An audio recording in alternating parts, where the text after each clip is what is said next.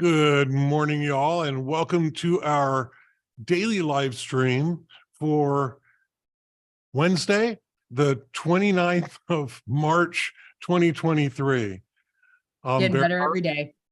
and I'm here with Kirsten and Rickety, and we're going to talk a little bit about the day. I got to start with, okay, so we'll do this in the other order. Tonight on our live stream, we're going to put me on the hot seat. We had Rickety on the hot seat last time with her SQL skills, and this time I'll bring up an SQL window on my computer, and the ladies can tell me what information they want from the databases and try and stump the maestro.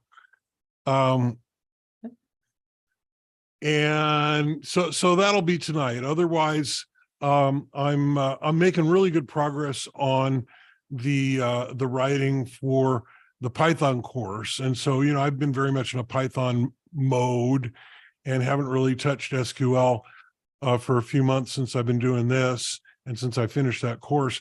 And, I don't do a lot of consulting work anymore.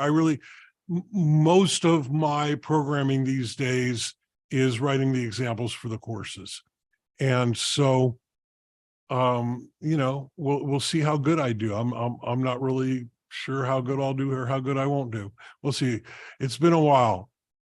I think you'll kill it. All right. Well, that remains to be seen.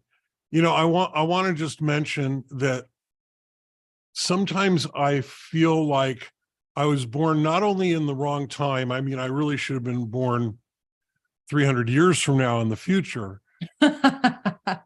But also sometimes I'm convinced that I was born in the wrong part of the world, because this country that I live in, the United States of America, it just baffles me sometimes. It just seems like I am living amongst aliens, people of a different species. This world is too ghetto for the aliens. Well, I don't know. The aliens drive by in their spaceships and they lock their spaceship doors. Yeah, it's like, and then just keep on keeping on. Yeah, and park on the other side of the solar system. Exactly. And I wouldn't blame them. So yesterday, somebody walked into an elementary school in Nashville, Tennessee, with 2 high-power rifles and a handgun, and killed 6 people, including 3 9-year-olds. And I mean, that I don't understand why everybody in the country and everybody in the world is not just completely horrified that this continues to happen over and over and over and over. Yeah, it's really a mind boggle, to avoid cussing.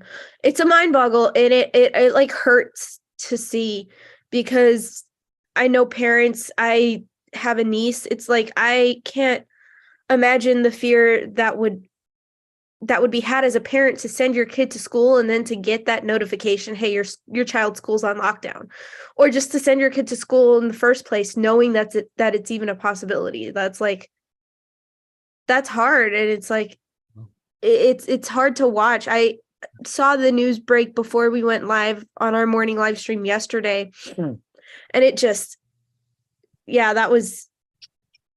was horrifying to see. And I was just thinking, oh well, hopefully they've got it wrong. Hopefully more will come out. And I don't think that the count of victims had been released at that point. And I was like, well, it's the only thing that it says on these articles is that the perpetrator is deceased. So hopefully they got to them before the perpetrator got to anyone else. And it's heart-wrenching to see that that's not the case. So I'm a parent, and I know that Kirsten has 2 kids of school age, and we have kids in school, and we get these notifications that the school is on lockdown at least 2 or 3 times a year. And it is frightening when that happens.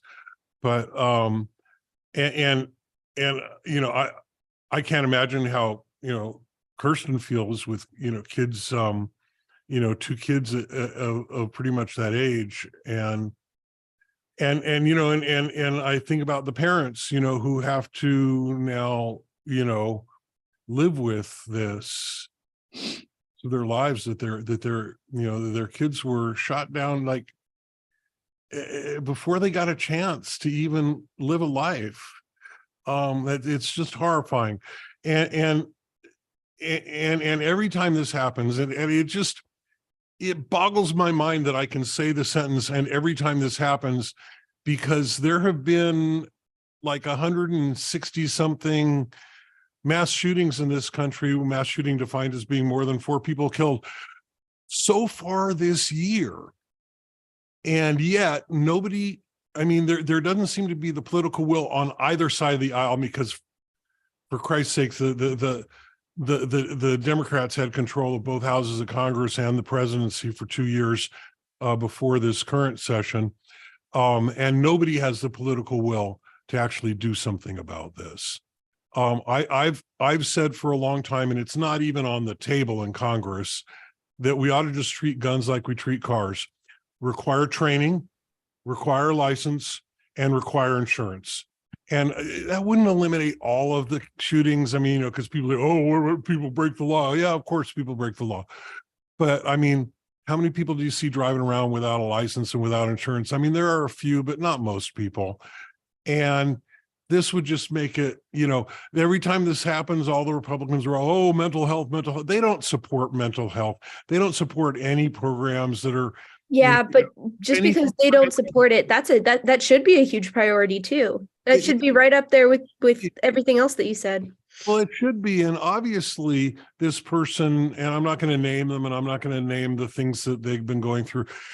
This person obviously needed help.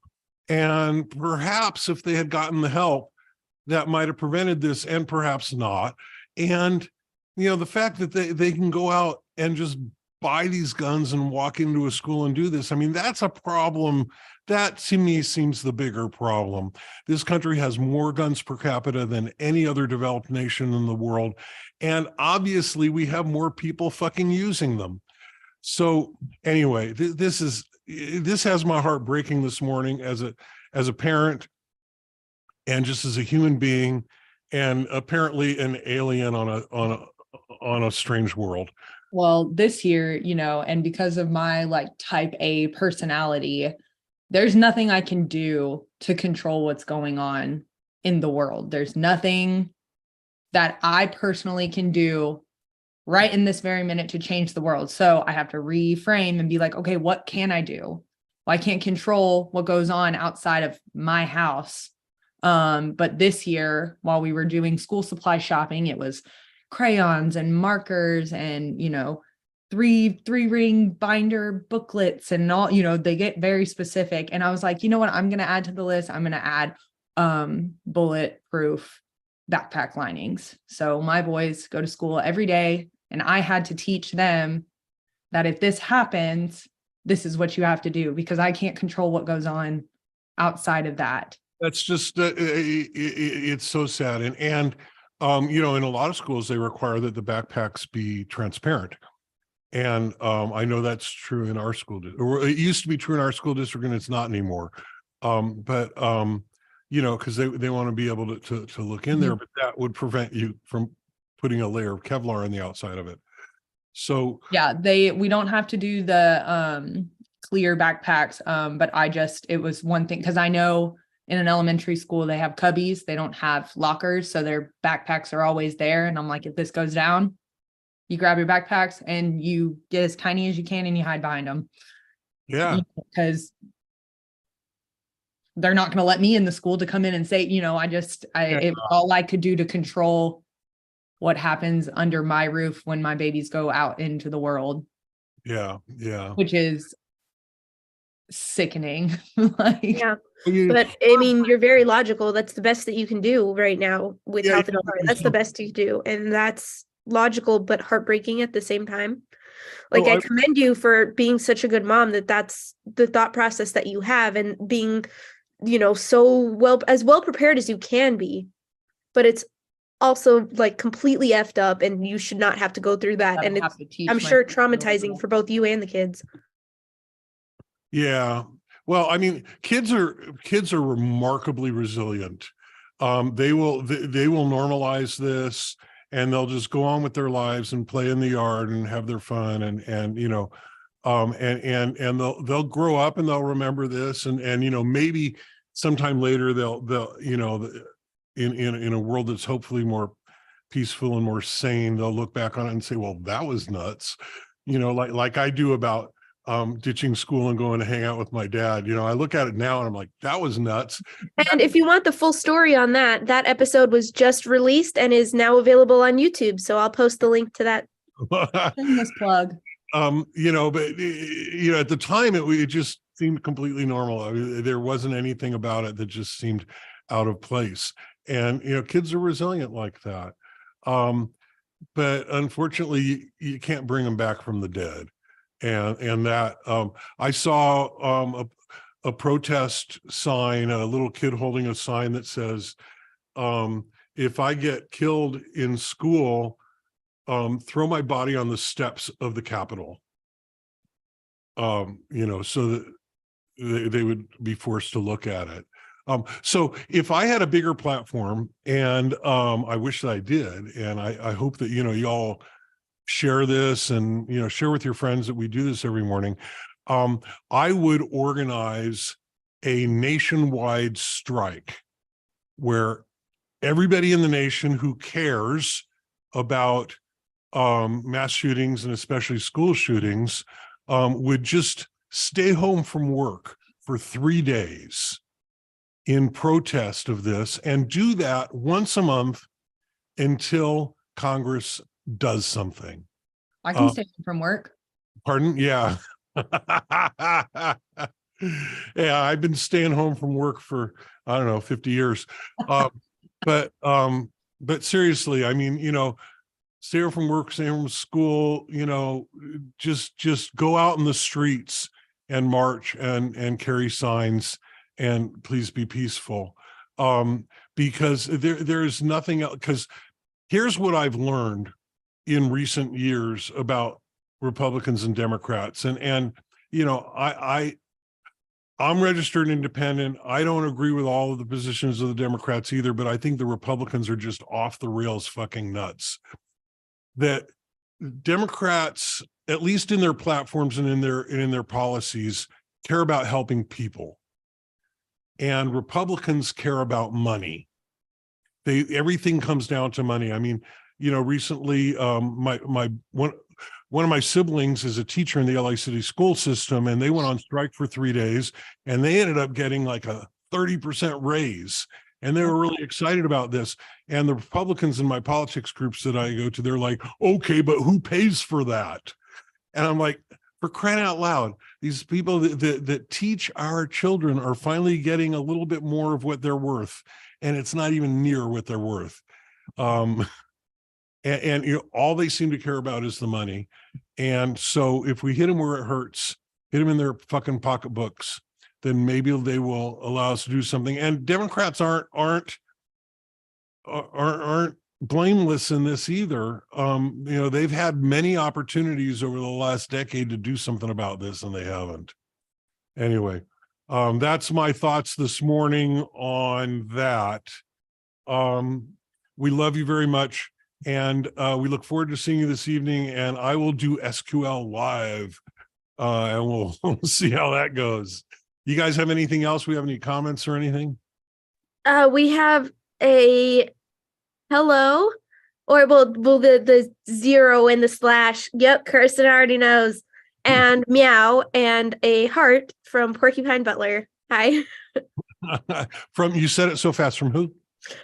Kirsten already knows. I can't talk. Porcupine Butler. Oh, Porcupine Butler. Yeah. Twitch. I'm gonna wave like this from now on. Nice. Or, you know, you can do the princess, the Disney princess. There's different waves. This is the royal. I call that one the Princess Diaries. Oh, okay. Yeah. Well, yeah, because it's the royal wave, but this is the Disney princess wave. It's like you're washing a window. They said XD. That's nice. All right. Love you all. See you tonight at what is it, 1800 Pacific. All right. Bye.